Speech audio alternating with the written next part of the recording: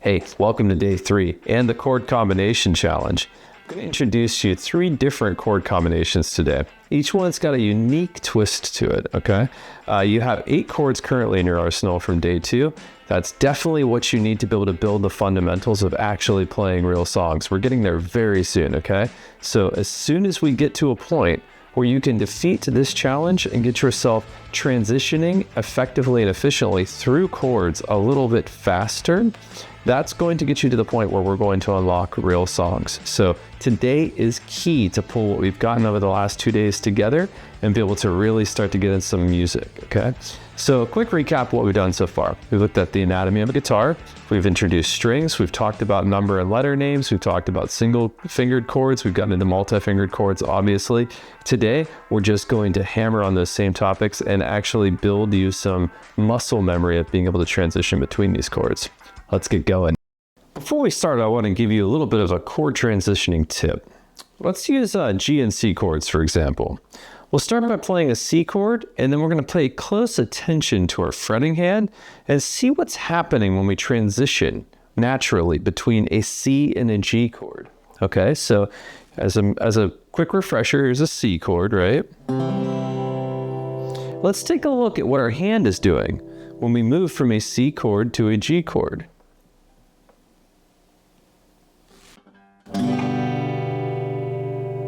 So let's try that again, and I want you to be playing along with me and just watch what your hands naturally want to do when you make the shape between a C and a G chord.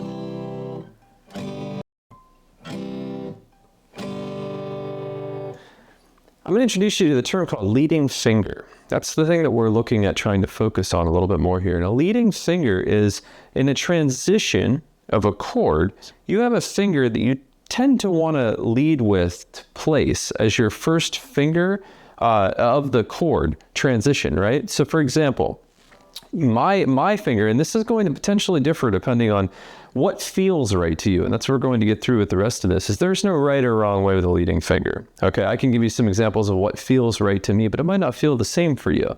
But for example, if we transition from a C to a G, in my feelings, I feel that my middle finger is my transition finger. It's the first one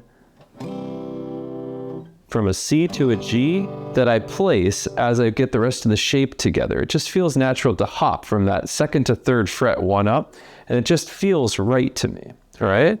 But it's not going to be the same finger every time. You're not going to have the same leading finger every time you're playing a different chord. It's going to depend on the shape. And honestly, like I said, it's up to personal preference a little bit more. Now, if we move back from a G to a C, okay, my leading finger for that transition is my ring finger. So generally what I'll do is I play C, and then naturally my first finger that I want to gravitate with is moving this finger up, the one that was on the high E string, the first string, and it jumps straight up into position there. And then that lays my other 2 fingers out in the lanes of the frets to be exactly where I need them to be for a C. Okay, so here's the G again, and my first finger that I move is just like that, slow motion. Experiment and figure out which one of these feel natural to you. This is going to be crucial for you to continue to build speed as you transition your chords. All right, we've made it to our chord progression challenge. Our first combination is going to include 2 minor and 2 major chords from your previous day's lesson. You have an E minor, A minor, a D, and G. So this section is going to focus on getting you comfortable with the time it takes in between chord transitions. Let's get started by strumming each chord for 1 quarter note, allowing for the rest of the measure for you to change your finger to the next chord position, okay? So that's what we're going to start out with. We're going to start slow, and let's just try this out, okay? So here's our E minor, 2, 3, 4, A minor, 2, 3, 4, D, 2, 3, 4, G, 2, 3, 4. So that's the first part of the challenge, giving yourself time to really be able to transition between these cleanly, right? And then we step it up a little bit. We're gonna do the same thing. Now let's do a half note. So remember, a half note is 2 out of the 4 beats in a measure, okay? So let's try that like this. 1, 2, 3, 4. 1, 2, 3, 4. 1, 2, 3, 4. 1, 2, 3, 4. Okay? Not too hard, but you are adding a little bit more. So you're adding a little bit more in your timing, a little bit faster with those transitions. So like I said, you're going to have to work your way to that. Then the next part, this is where we really start to challenge you a little bit more, okay? We're going to go into doing this for 4 quarter notes for each measure strumming. So that's going to be something like this. 1, 2, 3, 4. 1, 2, 3, 4. 1, 2, 3, 4. 1, 2, 3, 4. I'm going to show you something else that's going to challenge you even further in a little while, and you're going to bring it back to this same one. But for now, I just want you to start focusing on this, and we'll move on from there.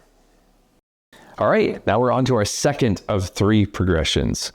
We're going to start with a G, then a D minor, then a C, and then back to a G again. Exactly the same step ups that we have in timing as well. So as you progress and start to feel a little bit more comfortable, you can move from that singular quarter note that you're playing, right, in between 3 bars of rest to beats of rest. I mean, to be able to switch to your next chord, and you can start to step up to then doing a half beat, right, and then move on to an entire measure of quarter notes. So just like I mentioned before, it's the same thing, okay? Let's step through this together. So let's take the G, we'll get started. 1, 2, 3, 4. 1, 2, 3, 4. 1, 2, 3, 4. 1, 2, 3, 4. Now you can step up to a half bar, okay, and play the 1, 2, and then take the 3, 4 to be able to transition. And then finally, you can step up a little bit further and you can play those 4 quarter notes. 1, 2, 3, 4, and then make your transition. 1, 2, 3, 4. 1, 2, 3, 4. 1, 2, 3, 4. All right, we've made it to the third and final chord transition challenge.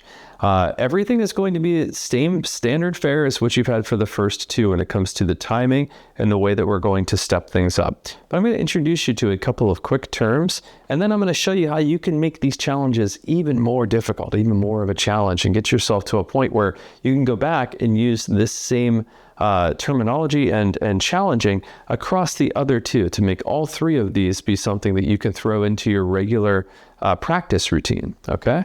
So what I want to teach you for a couple of these quick terms.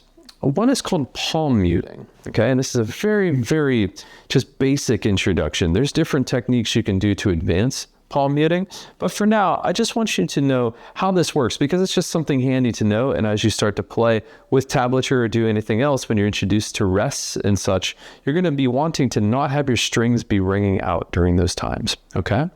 So what you do for a palm mute is you take the edge of your palm right here, the part that's attached to your pinky, right? So here's your pinky leading down to the side of your hand. This part of your palm right here. You're going to take that and you're just going to overlay it across the strings evenly and just straight across like that, okay? So let's do an example where I'm going to play a quarter note and then I'm going to immediately palm mute. See that? It's like a karate chop almost. You don't want to hit it too hard. You might damage your bridge or anything like that, but just enough to hold pressure and stop the strings from moving. Okay? That's called palm muting. So that's what I've been doing in the last 2 chord transitions that I've shown you, is being able to take those quarter notes. When I have you play a quarter note and then you have 3 quarter notes worth of time to transition while it's just rests, right? So rest notes against that. This is what I want you to do for this challenge, and you can apply this back to the other two as you start to progress and continue to play these through as part of your practice routine. I want you to do just that. I want you to go 2, 3, 4, transition to what you need to for your next chord, and then play the next one, okay? All right, so let's get to the actual third chord transition. We're gonna go D, A, E, A, okay? It's gonna look something like this. So remember your palm muting technique. I want you to do this. We're gonna play our singular quarter note, and then we're going to use our 3 quarter notes worth of rest to be able to change our transition into the next chord, okay? So let's try this together. Let's play a D first. So D, 2, 3, 4, A, 2, 3, 4, E, 2, 3, 4, A, 2, 3, 4. And I want you to do that exact same thing, okay? When you go and play your half beat or your half bar, right? I want to try to do the same thing. So let's go 1, 2, 3, 4. 1, 2, 3, 4. 1, 2, 3, 4. 1, 2, 3, 4. Again, we're palm muting across those two. And then obviously you can step it up to the next one where you do your 4 quarter notes for each measure of those to be able to bring on the extra challenge. Now, here is the most advanced part of the challenge that I have for your chord transitions. And I want you to give this a try. This is going to take you time. So I'm going to introduce you to a new kind of timing. Okay, within this new kind of timing, it's going to take you time to progress yourself to this, but this is a bonus that I want you to use with these 3 chord progression challenges to really, really push yourself. Okay, so what we're going to introduce you is 8th notes. So far, you know quarter notes, you know half bar, and you know a full measure, which is equal to 4 quarter notes. Within a half bar, like I just mentioned, is 2 quarter notes out of the 4 notes you would have, okay?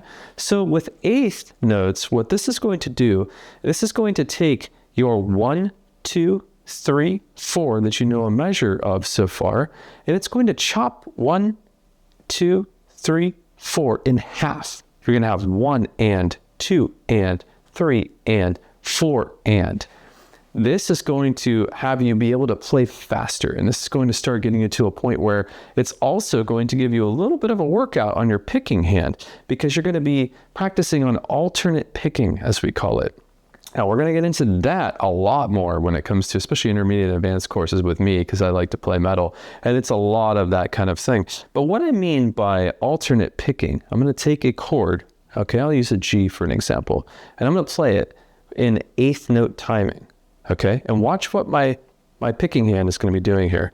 1 and 2 and 3 and 4 and... I'm exaggerating that a little bit for the way it sounded, but I'm picking downstroke on 1, and then for the and, I'm pulling back up. Okay, so 1 and 2 and 3 and 4 and... So what I want you to do now is try to do your chord transition. Let's take this 3rd progression as an example. And I want you to try adding 8th note timing to this, okay? So we're gonna go 1 and 2 and 3 and 4 and 1 and 2 and 3 and 4 and 1 and 2 and 3 and 4 and 1 and 2 and 3 and 4. It's going to be challenging. This is going to be tough. You have a lot going on both sides now. This is going to take you time. Okay, so please have patience. Continue to work up from that single quarter note that you start with, and then transition up through until you can reach the top of the mountain with being able to do 8th notes on these. And like I said, I want you to go back to these other 2 chord progressions, apply the same thing to really get into the advanced level that you can go defeat.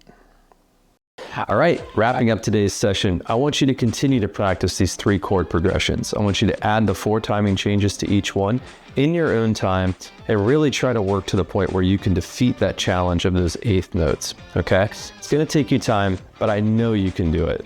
Tomorrow, we're gonna be introducing you to scales and taking notes from a scale and attaching them to chords. That's gonna get interesting, and it's definitely going to transition us into actually playing some songs. So keep practicing. I'm very proud of you for all you've accomplished, and make sure you're having fun. See you next time.